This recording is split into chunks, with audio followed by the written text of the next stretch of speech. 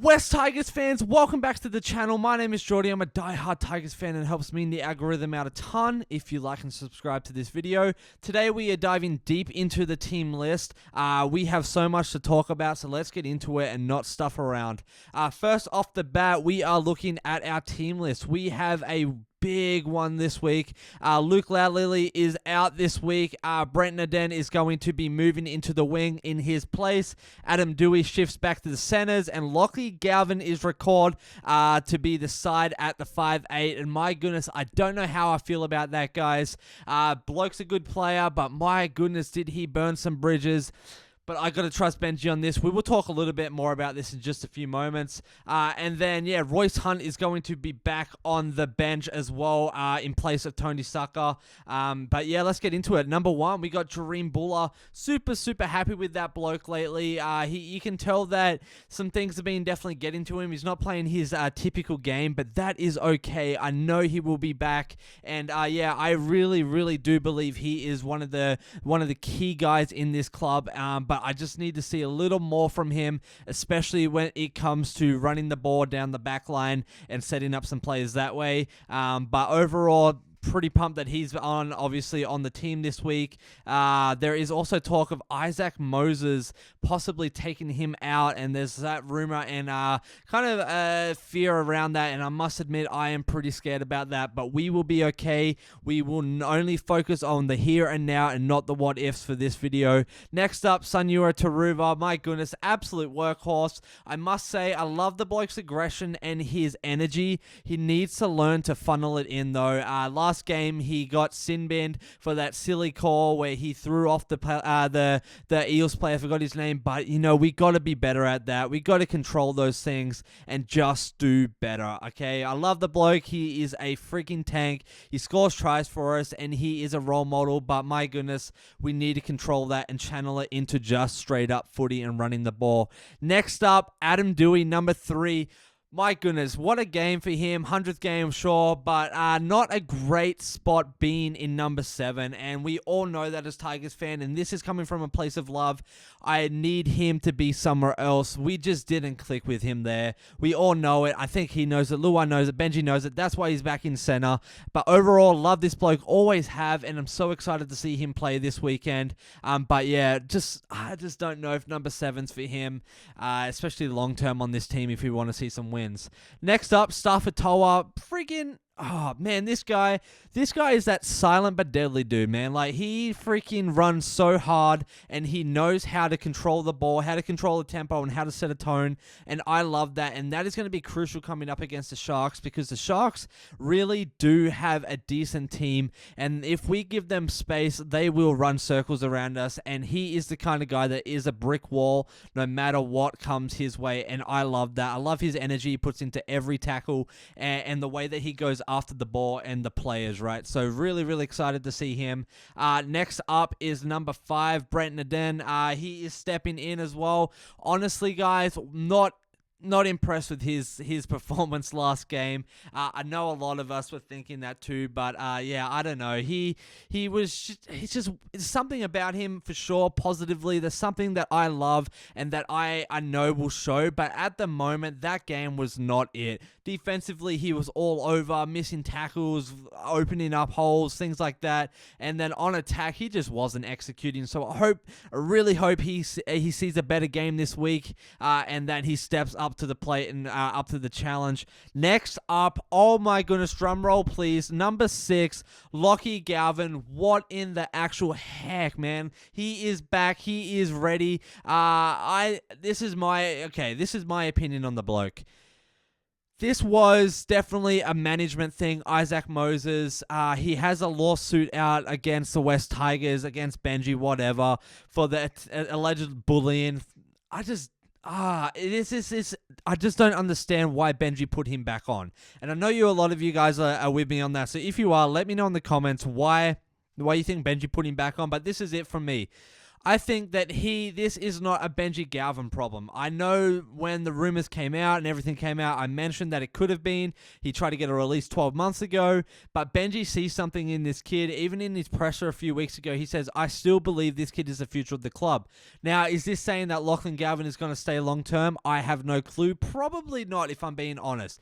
Lachie Galvin and his management seem to have his eyes set on something else, and I believe the NRL needs to step in and be better about the way these managers actually manage these players, right?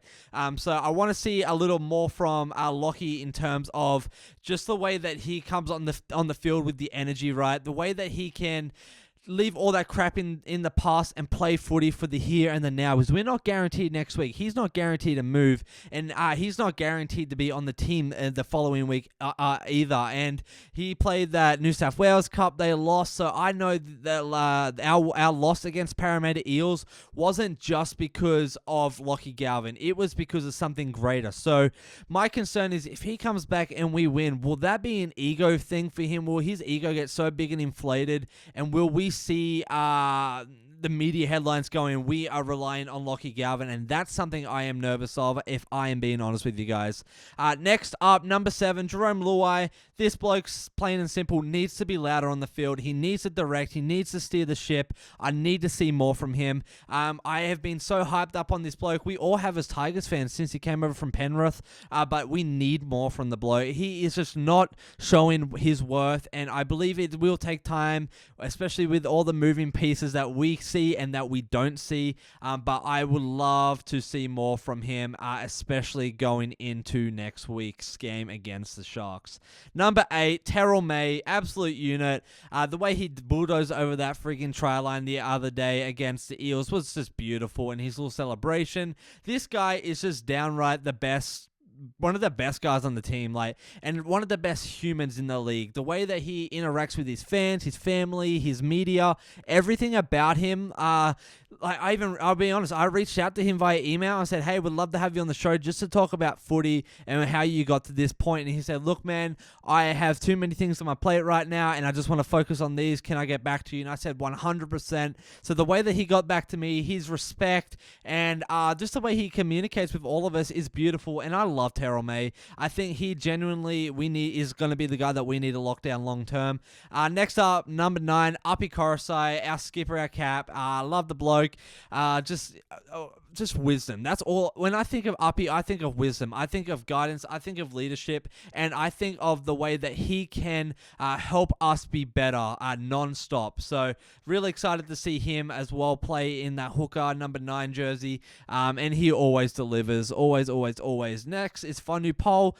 Great freaking secret weapon. This guy can hit like a freight train and run like a freaking cheetah, and I love this bloke, and the reason why is he's young, he's hungry, he knows that, hey, we've got work to do as a club, and he is all in. He's all in on Benji's vision and commitment to this team, and I freaking love that. Next up, Cronulla Fainu. My goodness, this bloke is been phenomenal lately. I know he had a pretty shocking call against him in the para game, the hip thing, whatever, but we are moving on. We are looking forward, and the way that he can put a shot on a player is just next level. I believe it was against the Knights. He put that shoulder into him, dropped him, and that was beautiful. And I just want to see more of that aggression, more of that defense from that bloke, and just more tempo and rhythm coming out of him, because I genuinely believe this guy, along with his brothers, are going to be the future of this club, and I cannot wait, which we'll get to in just a second. Next up, Seyfarth. This guy is like a Toyota. He freaking goes non-stop, always reliable, gets over the line, creates tackles, creates space, and just does his job, and I love him for that. And the way that he doesn't get sucked into the media, doesn't get sucked into all the drama of NRL, and is just here to play footy, that is something I admire, and that is something I love from this bloke. So I want to see him just go balls to the wall like usual and just continue doing what he does best, because my goodness, man, he is just that loyal. He reminds me of a dog in the sense of that dog mentality of he is here for one thing only, and that is to chase the goal, chase the bone, but to also please his coach, to please his players, and I love that. Next up, Alex Twal. Again, one of those guys that when he gets the ball, things happen. He doesn't always get the spotlight he deserves, but he is one of those guys that is one of the backbones of our team, and the way that he can drive forward, in my opinion, without him, we would be screwed. So really, really excited to see him come out onto the field. His aggression and intensity that he brings, and his mentality towards the game is just on another level, and that is something we need as a Tigers club, but also as fans that we need to see. So super excited for that. On the bench, we do have Talon Da Silva, one of those guys that we got to lock down long term. Pretty versatile in the sense that he can play at hooker. He could probably play in a halves. He could play at a center. I could really see him playing anywhere on the field where we need him, and he brings a phenomenal energy on that and off the field as well. So super pumped to see him.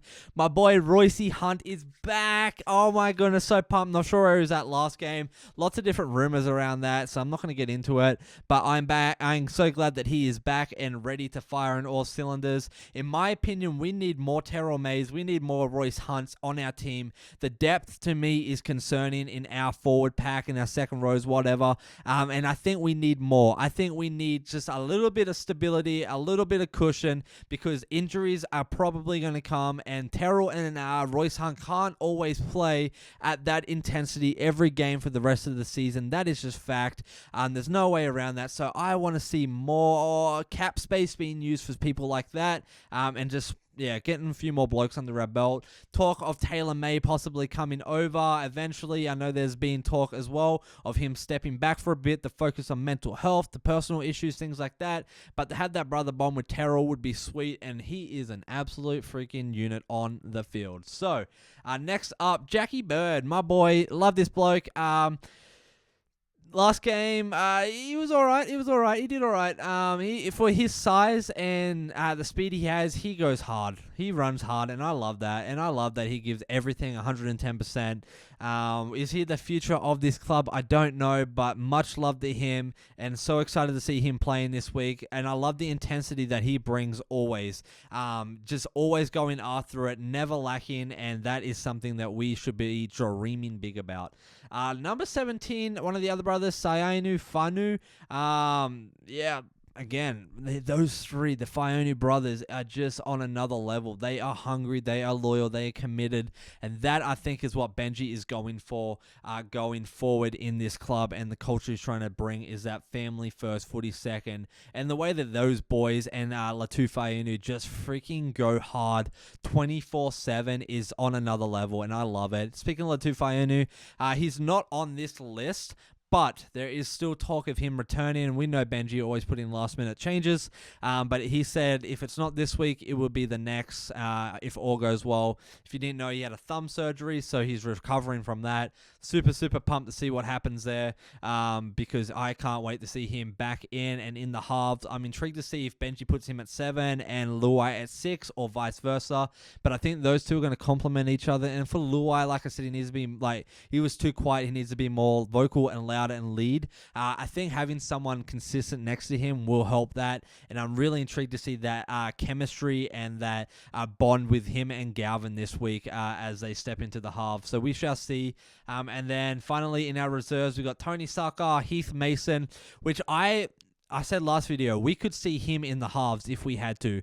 If Galvin has to step down or Benji doesn't want him back and Latu Fainu isn't back, we could definitely see him. I think we got to give bloke a solid shot. Another guy, Kit Laulilii, brothers to Luke, super pumped. Again, that family first. For Tape, love the energy, love the commitment, but just not sold on his performance. And maybe he's been doing great in training, I don't know, but just not sold, and I know all of you guys think that too. So 22, we have Tristan Ho, absolute powerhouse of a bloke. Still has a lot of maturing, a lot of practice to do, but I think we will see him coming up on the squad here in the next few months, possibly even next season. So we'll see what happens there. And then of course our man Benji Marshall, our freaking pride and joy, the guy that has been through it all, been in all these guys' footsteps and shoes, and just knows what this is all about. and I am just so freaking pumped for this game. We're going to break it all down and some more this week in all of our daily videos that we do here. And sorry that it's not my normal camera. My camera was messing up today. Couldn't get it to do what I needed to do, so we are here. What do you think of this setup? Does this work with it's just an iPhone, but I was able to get the screen grabs up and stuff. Does that help you guys be more visually engaged? I know it does for me. If that's something you guys like, I'll definitely keep working towards that and setting up a system for that. Got a new studio in the making, just waiting on a few last West Tigers merch things to come through to hang up, but that is going to be super sick. It's called The Jungle, of course. It's only fitting, right? But yeah, we really do have so much to dream big about this year, guys. Going to be a big game and a big week, and the media is going to be all over us like a fat kid on a cupcake, and I am just so excited to see how we overcome this and just what evolves of this, especially as Galvin's back in.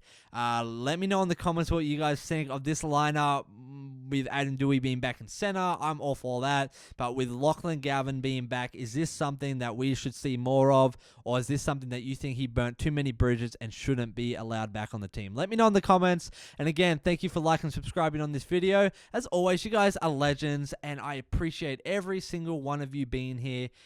Got so much to dream big about. I keep saying that because we are freaking hunting this year, baby. It's going to be a big year for us, guys. And as always, you guys are legends. Take it easy, Geordie.